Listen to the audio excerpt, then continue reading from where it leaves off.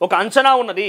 ఈ అంచనా ప్రకారంగా మేము చెప్పిన మాట ఏంటంటే 30 మంది ఎమ్మెల్యేలు కాంగ్రెస్ పార్టీ ఎమ్మెల్యేలు కాస్త ఇప్పటికిప్పుడు ఎన్నికలు జరిగితే అవుట్ అయ్యే అవకాశం ఉన్నది. చాలా తీవ్రమైన వ్యతిరేకత ఉన్నది. ఒకరిద్దరు మంత్రులు కూడా ఈ వ్యతిరేకత ఉన్నదని చెప్పి చాలా క్లియర్గా చెప్పుకొచ్చినాం కదా. దానికి అనుగుణంగా మనం మరుసటి రోజు చూడంగానే సునీల్ కానుగోలు ఒక రిపోర్ట్ వచ్చిందట. ఆ రిపోర్ట్ కూడా ఇదే ఉన్నదట.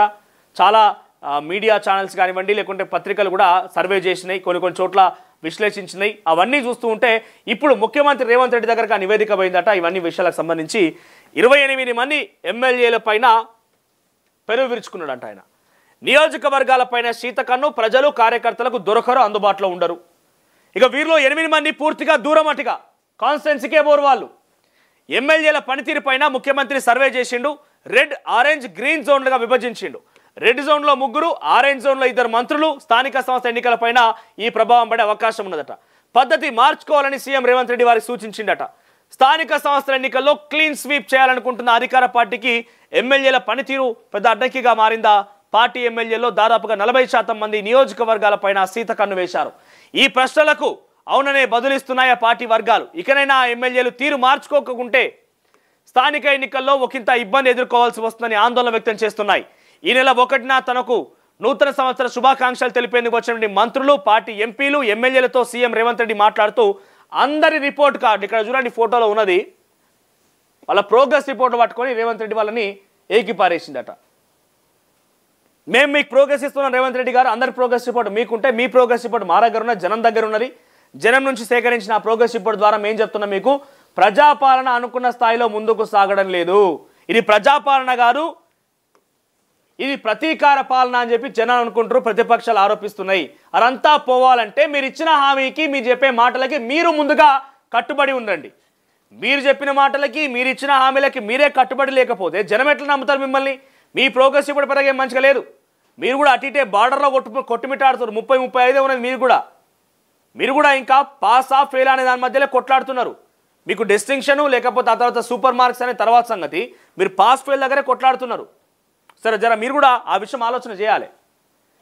ఇక కార్యకర్తలను పట్టించుకొని ఎమ్మెల్యేలకు సంబంధించిన ఆయన సీరియస్ అయినట. సీఎం వ్యాఖ్యల నేపథ్యంలో ఏ ఎమ్మెల్యే పనితీరు ఎలా ఉందనే ఆసక్తి ఇటు ప్రజలు అటు పార్టీ శ్రేణుల్లో నెలకొంది. ఏడాది పాలన తర్వాత త్వరలో స్థానిక సంస్థ ఎన్నికల నేపథ్యంలో తనతో సహా పార్టీ ఎమ్మెల్యేల పనితీరు పైన సీఎం రేవంత్ రెడ్డి స్వతంత్ర సంస్థతో ఆయా నియోజకవర్గాల్లో సర్వే చేయించినట్టుగా గాంధీ భవన్ వర్గాల్లో ప్రచారం జరిగింది.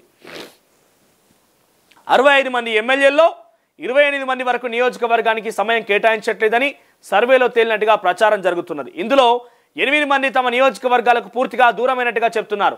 సర్వే చేసినటువంటి సంస్థ ఎమ్మెల్యేల పనితీరు ఆధారంగా రెడ్, ఆరెంజ్, గ్రీన్ జోన్లుగా వివరించినట్టుగా తెలుస్తోంది. నియోజకవర్గ ప్రజల సంతృప్తిగా వ్యక్తం చేస్తే ఆ ఎమ్మెల్యేలను గ్రీన్ జోన్లో ఉంచినట్టుగా చెప్తున్నారు. 37 మంది గ్రీన్ జోన్లో ఉన్నట్టుగా సమాచారం. ఆశించిన స్థాయిలో ప్రజలు కార్యకర్తలకు సమయం ఇవ్వడం లేదని చెప్పి ఎమ్మెల్యేల పైన ముఖ్యమంత్రి సీరియస్ అయిందట.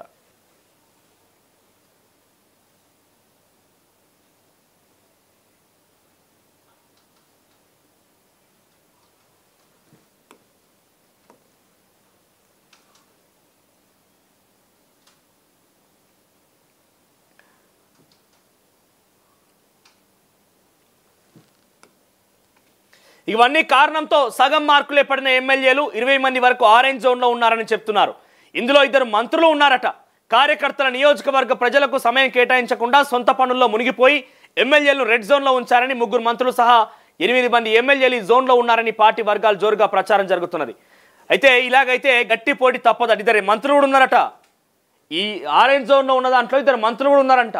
ఆ మంత్రుల పేరు కూడా చెప్పొచ్చు మనం, కాకపోతే వాళ్ళ నియోజకవర్గం అందుబాటులో ఉండరు. తెలంగాణ రాష్ట్రం మొత్తానికి నిధులు పట్టుకొచ్చేది మేమే, తెలంగాణ రాష్ట్రానికి మొత్తం పెట్టుబడి పట్టుకొచ్చేది మేమే అని చెప్తారు ఒక మంత్రి. ఆయన మాత్రం నియోజకవర్గం అందుబాటులో ఉండడు. ఇంకొక మంత్రి ఏమో ఎప్పుడు చూసినా ఆ పర్యటన ఈ పర్యటన హైదరాబాద్కే పరిమితం అవుతారు కానీ ఆయన నియోజకవర్గానికి పోడు. ఈ 2 మంత్రుల పైన చాలా గుర్రుగా ఉండటం ముఖ్యమంత్రి. ముఖ్యంగా ఎమ్మెల్యేల పైన చాలా సీరియస్గా ఉండటం. ఈ 30 మంది ఎమ్మెల్యేలు అటు ఇటుగా ఈ 30 మంది ఎమ్మెల్యేల పనితీరు నచ్చక వాళ్ళకి వార్నింగ్ ఇస్తూ ఇకనైనా క్షేత్రస్థాయిలో కనుక అందుబాటులో లేకపోతే స్థానిక సంస్థల ఎన్నికల్లో మన గట్టి దెబ్బ తగిలే అవకాశం ఉందని చెప్పి చాలా సీరియస్గా వాళ్ళకి నొక్కిపెట్టి చెప్పిండట. మరి ఇకనైనా క్షేత్రస్థాయికి పోతారా, ఆ ప్రజల సమస్యలు పరిష్కరిస్తారా అనేది చూడాలి. ఆ లోక్సభ ఎన్నికల్లో ఒక్క సీటు దక్కించుకోలేకపోయిన బీఆర్ఎస్ పార్టీకి తన మనుగడకు చాటుకునేందుకు స్థానిక సంస్థల ఎన్నికలు కీలకంగా మారాయి. అసెంబ్లీ ఎన్నికల్లో 8 సీట్లు సాధించడమే కాకుండా లోక్సభ ఎన్నికల్లో ఏకంగా 8 సీట్లు దక్కించుకున్న బీజేపీ ప్రత్యామ్నాయ రేసులో ముందుకొచ్చింది. స్థానిక సంస్థల ఎన్నికల్లో తన ఉనికిని చాటుకునే ప్రయత్నం కూడా అసెంబ్లీ బీజేపీ చేయవచ్చు. ఇక బీఆర్ఎస్ కూడా అదే స్థాయిలో ముందుకు పోవచ్చు.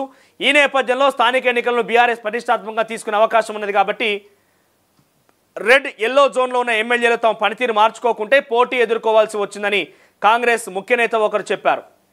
సో చూద్దాం మరి ఈ ప్రవర్తన ఎక్కడైనా ఎమ్మెల్యేలు మార్చుకుంటారా, ప్రజలకు అందుబాటులో ఉంటారా అనేది చూడాలి. ఇంకా వెలుగు విషయానికి వస్తే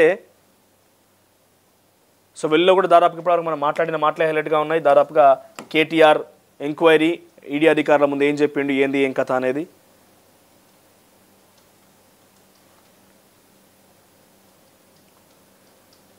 తర్వాత దిశ విషయానికి